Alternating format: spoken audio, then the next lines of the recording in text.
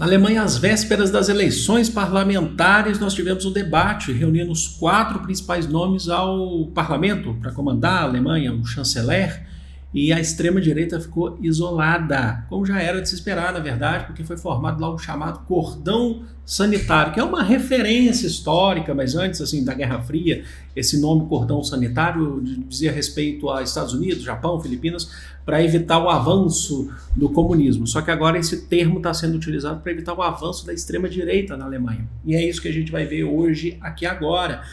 Então, o que aconteceu? Eu vou passar a imagem para vocês aqui para explicar o que está acontecendo lá. Na Alemanha, os contextos, as relações internacionais. Primeiro, o contexto, certo?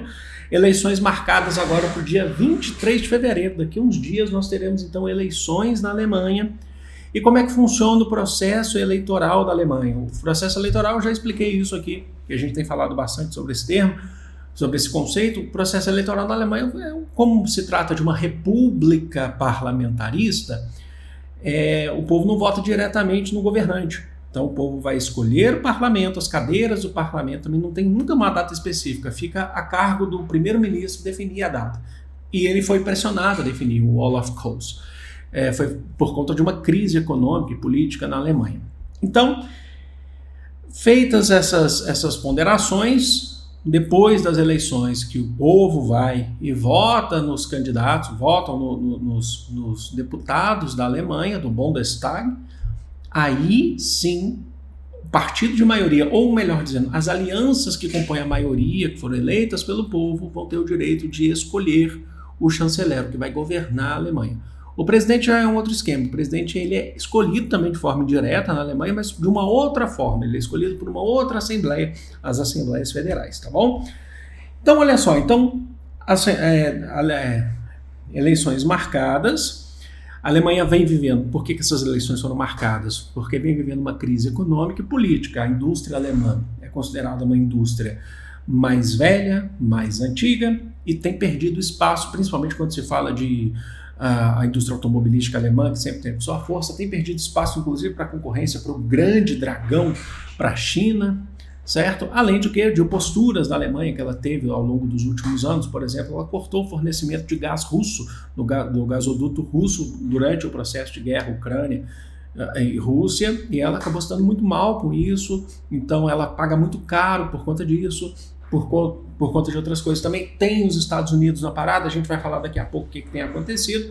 Isso gerou uma crise, essa crise econômica gerou inclusive uma crise política, porque todas as pessoas, os partidos que estavam em torno ali do primeiro-ministro da Alemanha, que é o chanceler Olaf Scholz, eles começaram a se fragmentar, se retirar, perdeu o apoio. Aí o Olaf Scholz ficou mais isolado como o primeiro-ministro, como o chanceler da Alemanha, e teve que convocar essas novas eleições.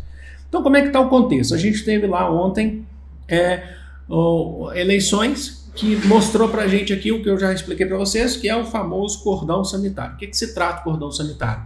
São 3 partidos liderados por 3 pessoas importantes, 3 políticos importantes na Alemanha contra a extrema-direita. A gente está falando da União Democrática Cristã, CDU, é o partido da Angela Merkel, que governou a Alemanha por muito tempo, que é um favorito a vencer. Certamente, assim, a chance do Friedrich Merz ser o próximo primeiro-ministro ou chanceler da Alemanha é maior do que os outros. Ele tem 30% das intenções de voto, aí o partido dele para o parlamento, certo? Nós temos o Partido Social Democrata, que é do atual chanceler, perdeu força, o Olaf Scholz, certo? Ele tem 15%, ele está em terceiro lugar, tá? Ele não está em segundo não, ele está em terceiro, porque o segundo é a extrema-direita, que eu vou colocar aqui para vocês já já. 15% das intenções de votos, e os verdes. O verde tem o vice-chanceler da Alemanha, que é o Robert Habeck, com 13% correndo ali por fora. Esses 3 partidos, eles têm suas diferenças, então nós temos uma União Democrática Cristã, alguns vão chamar de centro, mas o político, o Friedrich Merz, ele é considerado um conservador dentro do contexto alemão, em vários casos, certo? Mas eles estão unidos nesse contexto das eleições para evitar o avanço da extrema-direita. Isso também pode ser colocado como ações dentro do próprio parlamento durante a governança, né, quando acontecer. Os três estão unidos, inclusive, para isolar, e foi o que aconteceu no debate. Ficou isolada, apesar das diferenças, os três partidos tentam conter o avanço da extrema-direita e da AfD, que a gente tem falado bastante aqui, que é a alternativa para a Alemanha, da Alice Weidel, que ela está em segundo com 20%. A chance dela vencer é pequena, não é pequena, é maior do que, por exemplo, os verdes e os sociais-democratas, mas é menor em 10% em relação à União Democrática Cristã. A chance dela não vencer, então, é grande, certo? É grande não, é razoável.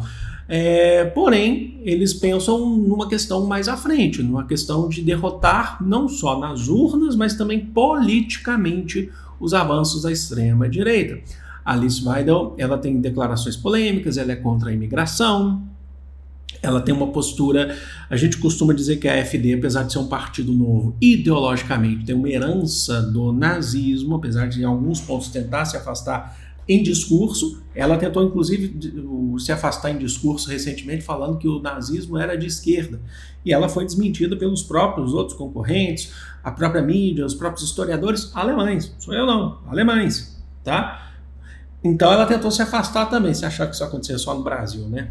Os próprios alemães também, eles tentam se afastar dessa questão. Mas não só isso, um dos líderes da AfD, que é o Alexander Gauland, há alguns anos atrás, na verdade em 2018, ele minimizou o nazismo em declaração. Ele disse assim: Hitler e os nacional-socialistas não foram mais do que um cocô de pássaro em 1000 anos de uma história alemã de sucesso. Tudo bem, a gente sabe que em relação a tempo, o nazismo foi um período curto dentro da história alemã, mas a gente não está falando de tempo, a gente está falando de importância. E nesse sentido, o nazismo foi muito importante no sentido negativo, do ponto de vista negativo. Talvez seja a parte mais importante da história da Alemanha, principalmente quando a gente está falando de uma Alemanha enquanto um país novo. Você não sabe disso, a Alemanha tem sua formação em 1871, a unificação alemã, inclusive, então, por conta disso, é um país mais novo que o Brasil, que se formou enquanto país em 1822. Na Alemanha, inclusive, você tem muita fragmentação regional, inclusive. Então é um país mais novo, e o nazismo certamente é a parte mais significativa da história da Alemanha, e, infelizmente, é uma parte negativa, e isso não pode ser esquecido. É o que eu sempre falo, o trabalho nosso como historiador é fazer você nunca esquecer o que você quer esquecer, porque os exemplos negativos precisam ser lembrados para a gente não cometer esses erros novamente. E para os alemães isso é muito sério em relação ao nazismo. Os alemães, eles não negam o nazismo, eles não tentam apagar o nazismo, eles tentam aprender com o que aconteceu e evitar que aconteça novamente. Então, minimizar os efeitos do nazismo não é o caminho. Enfim, vamos lá então.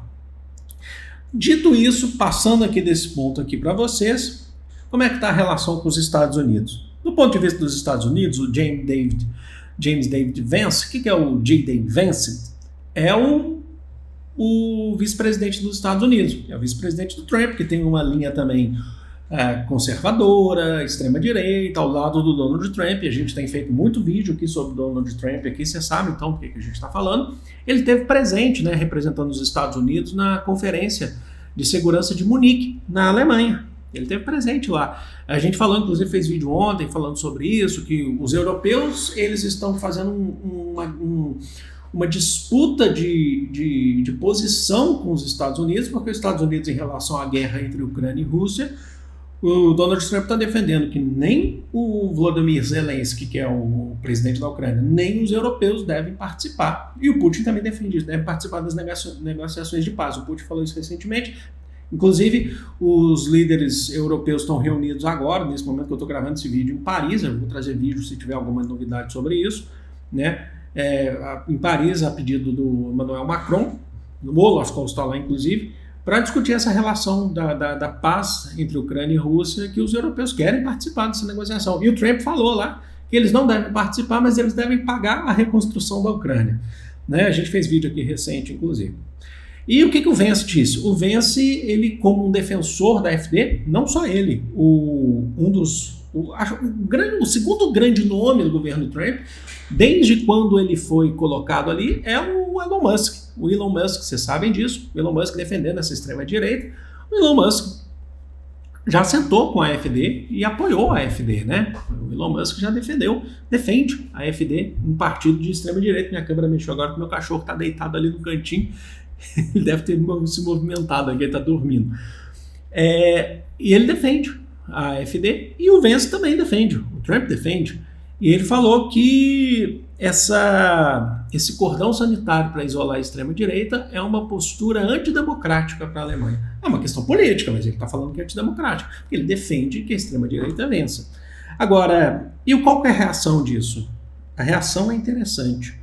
O favorito às eleições, que é o Friedrich Merz, que é o da União Democrática Cristã, ele alegou que se ganhasse as eleições, e a chance de ser ele o vencedor é grande, de fato, ele não vai permitir intromissão dos Estados Unidos. Tá? Intromissão está certo o jeito que eu escrevi aqui? Peraí, intromissão. É bom corrigir isso aqui ao vivo. Ao vivo assim, não está ao vivo, mas é com 2 S's, né? Eu corrijo, tá? Se tiver alguma palavra errada, acontece. Eu coloquei com C cedilha, devia ter feito aqui a correção antes. Mas vamos lá. Opa! Vamos lá? Pronto. Então ele disse que não vai permitir a intromissão dos Estados Unidos nos assuntos da Alemanha. Ele falou isso. Não vai permitir, e que eles respeitaram a vitória do Donald Trump, parabenizaram o Donald Trump quando venceu nos Estados Unidos, espero que sejam respeitados também. Inclusive, isso é um indício, sei lá, como eu falei para vocês, eles estão cheios de dedo com o Trump por enquanto, os europeus, eles não são agressivos em palavras em relação ao Donald Trump, enquanto o Donald Trump é agressivo, não está nem aí. Eu falei isso no vídeo de ontem, inclusive, que saiu ontem à noite. Mas, assim, tudo tem limite, né? Tudo tem limite. Então, assim, não acho que seja uma questão de fragmentar, de quebra de paradigmas, quebra de barreira entre os Estados Unidos e Europa, longe disso, mas Europa e Estados Unidos já estiveram mais próximos, não é o melhor momento entre os dois, sabe? A gente tem uma distância, principalmente por conta desse crescimento da extrema-direita, que está sendo combatido pelos partidos democráticos, sejam de esquerda, sejam de direita, mas estão combatendo, certo? E é isso. E o Donald Trump é um defensor da extrema-direita, né? Onde tiver extrema-direita lá, ele tá defendendo. Mas é isso. Em relação à imigração, um outro ponto defendido, só para constar, que eu não coloquei aqui, mas só para constar, o Olaf Scholz tem falado que, se eleito, ele vai continuar combatendo a imigração ilegal nas fronteiras da Alemanha. Mas, nesse ponto, tanto a União Democrática Cristã quanto a AfD, né, alternativa para a Alemanha, que é da extrema-direita, eles concordam que é preciso fazer mais para combater a imigração ilegal na Alemanha. A questão é que a AfD ela é contra uma política de solidariedade a refugiados, né? Esse ponto, inclusive, é um ponto que foi bastante debatido ontem no debate na Alemanha, justamente porque recentemente, na semana passada mesmo, teve um atentado em Munique, na Alemanha, e 2 pessoas morreram, de um cara que saiu atropelando todo mundo, e ele era um afegão, certo? Então isso levantou os olhos ainda da Alemanha para esse evento, do que aconteceu e das políticas que podem ser feitas daí para frente. Mas eu gostaria que vocês deixassem aqui nos comentários, sempre que tiver vídeo que eu acho que é relevante para vocês, algum conteúdo, para a gente entender a geopolítica, para a gente entender a atualidade, para a gente entender esse mundo, logicamente que eu vou fazer. Tá bom? Se eu achar que não é um negócio que seja relevante, que já foi abordado em algum outro vídeo, eu não vou trazer, mas isso eu acho que foi interessante trazer. Deixa aqui nos comentários, sempre com muito respeito, vou ficando por aqui, eu amo vocês de coração, um grande beijo, fui!